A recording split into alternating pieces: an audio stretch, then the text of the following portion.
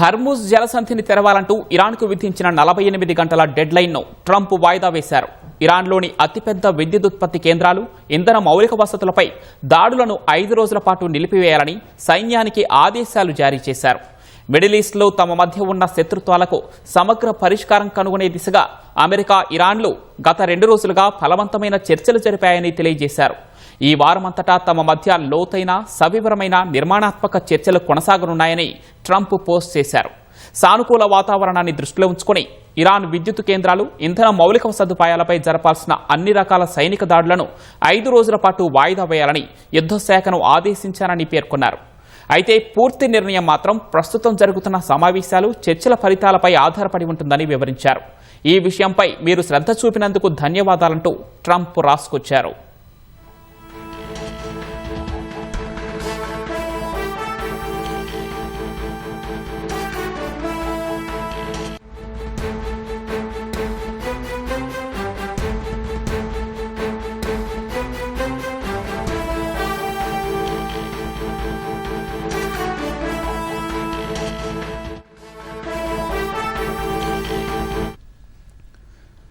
ఇక ప్రొఫెసర్ జయచంద్రారెడ్డి అంతర్జాతీయ వ్యవహారాల నిపుణులు ఉన్నారు. ఆయనతో ఒకసారి మాట్లాడదాం. ఇరాన్ దాడులకు 5 రోజుల బ్రేక్ సంబంధించి.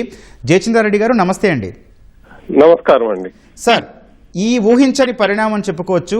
ఇరాన్ పై దాడులకు 5 రోజులు బ్రేక్ ఇవ్వడానికి కారణాలు ఏంటండి? దీని వెనక ట్రంప్ వ్యూహం ఏమన్నా ఉందా? ఇప్పుడు ఒక రకంగా చెప్పాలంటే ఈ 5 రోజుల బ్రేక్ అనేది ఇప్పుడు యుద్ధం మొదలు పెట్టినప్పుడు స్థితి ఎలా ఉన్నదో ఇది యాక్చువల్ గా అప్పుడు జరుగుతున్న ప్రయత్నాలు. ఇప్పుడు బ్రేక్ ఇచ్చి ఆ చర్చలు కొనసాగించడం అనేది ఈ 3 వారాలు జరిగిన యుద్ధంతో ఏ రకంగా మార్పు అనేది కాదు. ఎక్కడైతే చర్చలు ఆగిపోయాయి యుద్ధానికి మునుపు,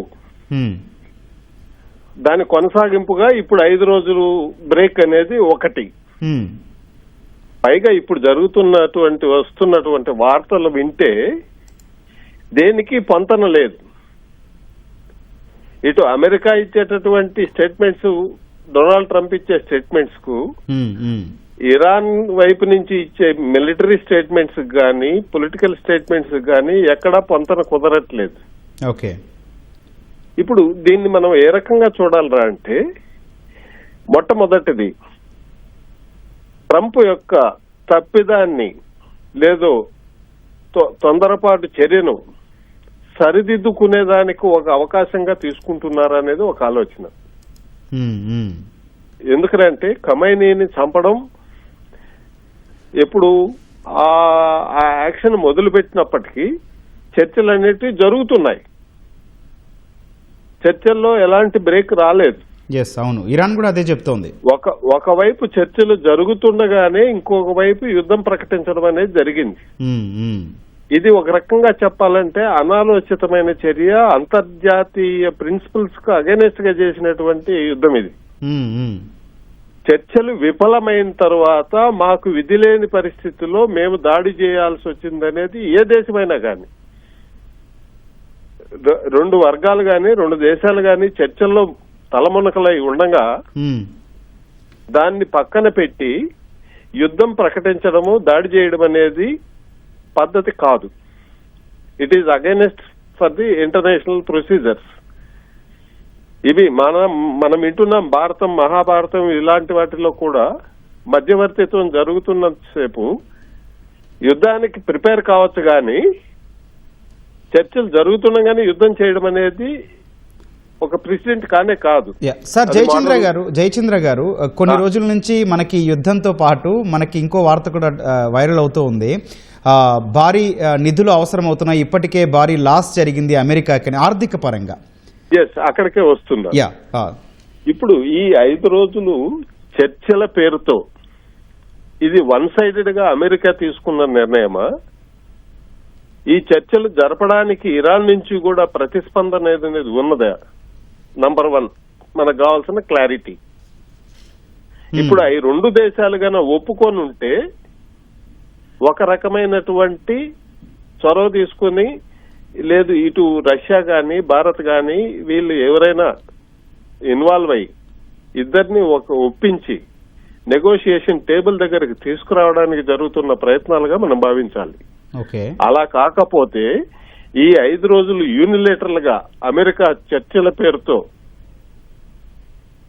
మొదలుపెట్టి బ్రేక్ ఇచ్చి యుద్ధాన్ని తీవ్రతరం చేయడానికి కావాల్సిన ఏర్పాట్లన్నీ చేసుకునే దానికి వెసులుబాటుగా, ఇప్పుడు అమెరికాకు ఇరాన్కు చాలా దూరం ఉంది, కొన్ని వేల కిలోమీటర్లు.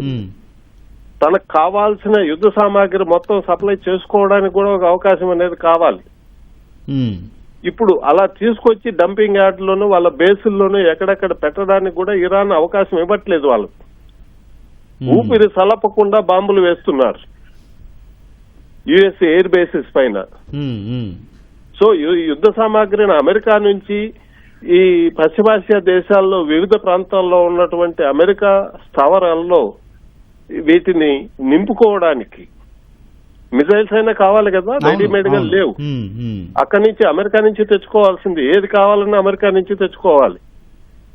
సో ఈ 5 రోజులు ఆ ప్రిపరేషన్ కోసం వేశారా అనేది ఒక అనుమానం.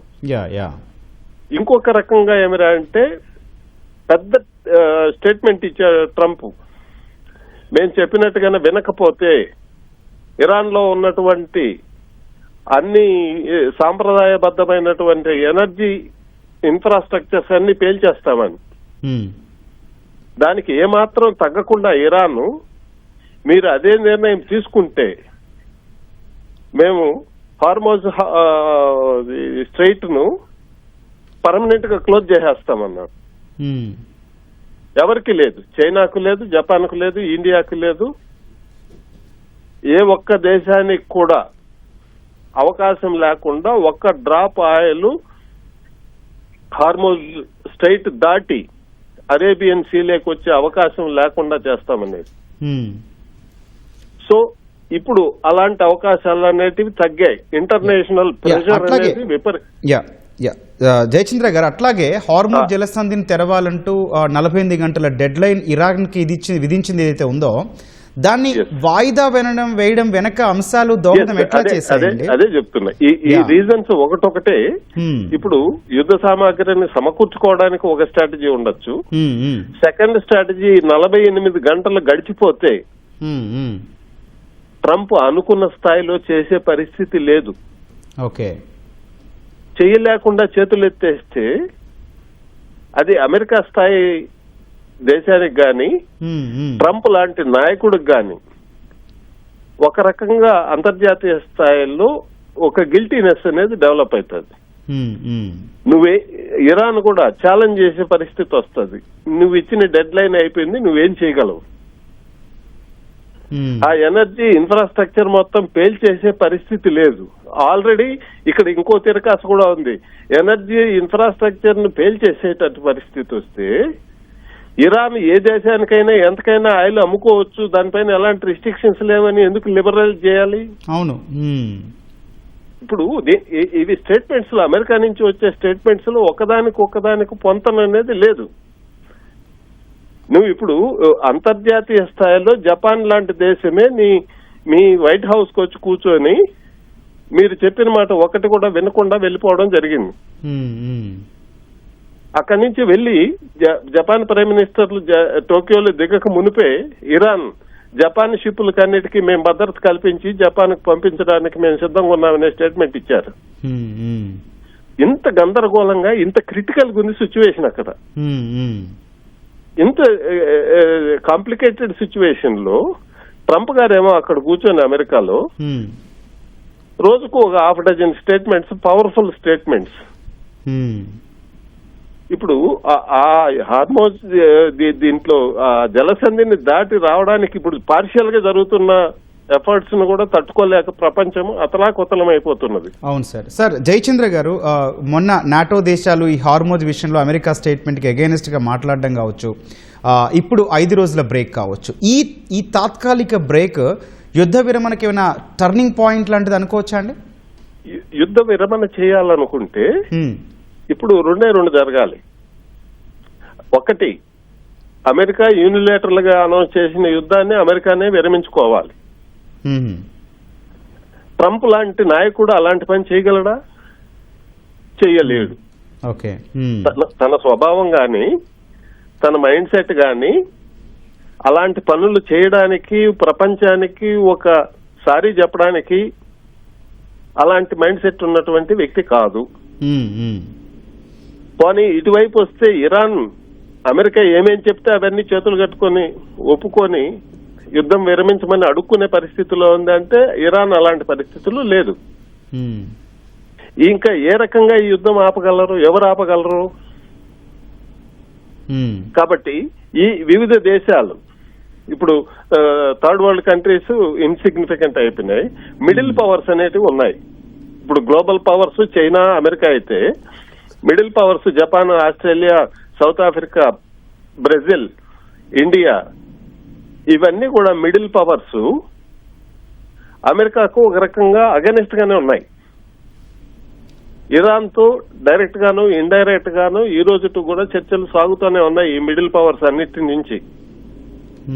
సో ఈ మిడిల్ పవర్స్ అన్ని కూడా ఇరాన్ నుంచి ఆయిల్ అనేటివి కొంతవరకు మిగతా వాళ్ళతో కంపేర్ చేస్తే ఈ మిడిల్ పవర్స్ అనే కంట్రీస్ కి అన్నిటికీ కొంత లిబరల్ గా ఇరాన్ ఆయిల్ పంపించడం జరుగుతూ ఉంది. ఈ హార్మోజ్ జలసంధిని దాటి. సో ఇలాంటి పరిస్థితుల్లో మిడిల్ పవర్స్ నెగోషియేట్ చేస్తే ట్రంప్ ఒప్పుకుంటాడా? పోనీ యూరోపియన్ కంట్రీస్ ఏమైనా నాటో అనేది పక్కన పెట్టేస్తాం. నాటో పార్ట్ ఆఫ్ నాటో దీన్ని స్పెయిన్ కంట్రీకి సంబంధించిన సైన్యాన్ని మొత్తాన్ని ఈ యుద్ధం స్టార్ట్ అయిన తర్వాత వెస్ట్ ఏషియా నుంచి విరమించి తన కంట్రీకి తీసుకుపోవడం జరిగింది. వాళ్ళు యుద్ధంలో పార్టిసిపేట్ చేయడం కాదు. యుద్ధం జరిగేటప్పుడు మా సైన్యం ఈ వెస్ట్ ఏషియాలో కూడా ఉండదు. కరెక్ట్, రైట్, ఓకే అండి. మేము విరమిస్తున్నాము అంటే డైరెక్ట్ గా నువ్వు చేసే యుద్ధానికి మేము మద్దతు ఇవ్వడం లేదనేదే కదా డైరెక్ట్ గా చెప్పడం. రైట్, జయచంద్రారెడ్డి గారు, ఓకే అండి.